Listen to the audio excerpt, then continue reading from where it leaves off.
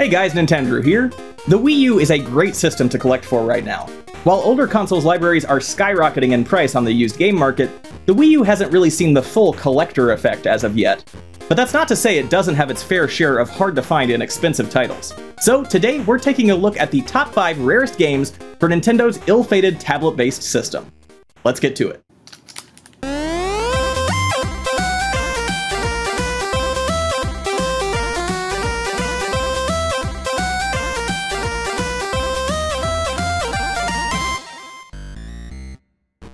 Alright, as usual, the titles in this list will be sourced from the North American Wii U library, and we're not considering any special or collector's edition releases that are more readily available in some other form. And finally, each game's price will be based on a complete in-box copy's value at the time of this video. So with that out of the way, first up at spot number 5 is Game & Wario.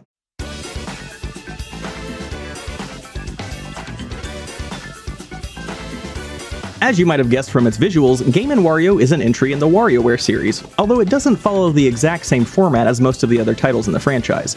Instead of being host to an absurd number of frantic microgames, this title presents a much more manageable 16 minigames that are a bit more fleshed out than you might have come to expect from a traditional WarioWare outing. Now, I do feel a bit weird including a first-party Nintendo title here as one of the rarest Wii U games, but generous sales estimates put this entry at just 250,000 copies sold in North America, which is abysmal for a first-party Nintendo game, especially when you compare that figure to the earlier WarioWare Smooth Moves, which saw literally 10 times the number of sales. Today, a complete copy of Game & Wario will run you about $110 on the used game market. Because this was an original Wii U title, and due to the nature of the game's design, it doesn't translate very easily to any other system, and likely won't see a port anytime soon. So if you're at all a fan of the WarioWare series and are collecting for Wii U, it's definitely worth picking up, assuming you can find a good deal. Next up at number 4 is Axiom Verge Multiverse Edition.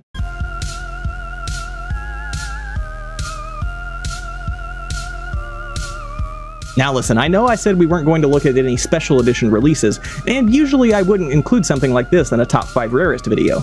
But because it was the only physical copy of the title available for this platform, it's technically eligible.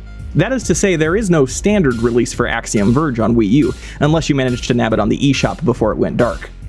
Axiom Verge is a Metroidvania-style action-adventure game, and has been widely praised as one of the greatest indie titles of its generation.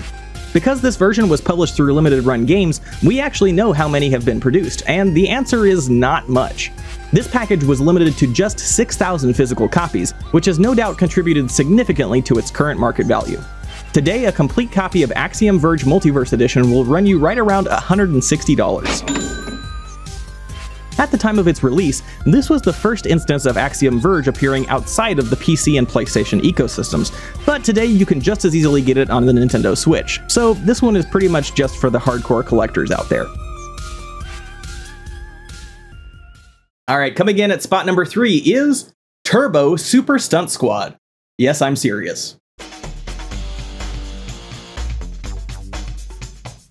I'll be honest, this title was a little difficult to research, mainly because, like so many video games based upon films that came before it, its launch was so underwhelming and unceremonious that almost nobody paid attention to it. There isn't even a Wikipedia article on this game, that's how far it flew under the radar. As you've probably already gathered, Turbo Super Stunt Squad was a racing tie-in game for the 2013 film of the same name, Turbo. Despite earning over $280 million on a $127 million budget, the film was considered a bit of a box office flop, and as you can imagine, the game suffered a fate that was just as bad, if not much worse. If you weren't one of the few people who picked up a copy from store shelves, today the title will run you about $200 at resale.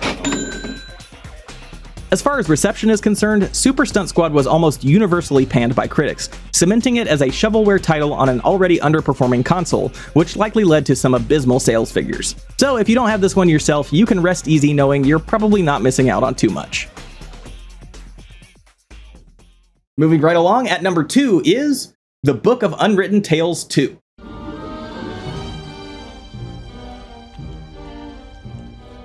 As the name suggests, this is the 2015 sequel to the 2009 point-and-click adventure, The Book of Unwritten Tales. This game features not 1, not 2, not 3, but 4 independently controlled protagonists that will accompany you throughout the main story. Much like we discussed with Axiom Verge, there are more convenient and cheaper ways to play this one if you just want to experience the game, and partially due to the fact that this was the first physical copy available, the Wii U release is the only version with a similarly outrageous price tag. As of the time of this video, a used in-box copy of the Book of Unwritten Tales 2 is likely to run you a staggering $265. Now, my usual source for sales data, VGCharts.com, has no North American data for this title, so we have no real way of knowing how few copies might be out there in the wild. So if you happen to come across this little-known sequel while game hunting, make sure to give it a second glance. And finally, at spot number 1, the rarest title for Wii U is Devil's Third.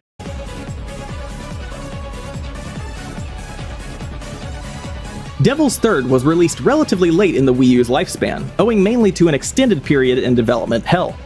Originally slated to be an Xbox 360 exclusive, the game's production was set back by multiple publisher bankruptcies during its 8+ year development period. Eventually, Nintendo came to the rescue and decided to pick up the title as a Wii U exclusive in order to fill an M-rated gap in the console's library. Today, if you want to pick up a used copy of Devil's Third, be ready to fork over a whopping $330. Now, don't get me wrong, this is not generally considered to be a good game, but it's certainly interesting nonetheless. Despite an initially positive reception to its release in Japan, the game was almost universally panned when it launched internationally, which no doubt contributed to its underwhelming sales. And because it's a title that can only really be experienced on this platform, Devil's Third has firmly cemented its place at number 1. Okay, that's gonna do it for today, guys. I really hope you enjoyed this list of the top 5 rarest Wii U titles.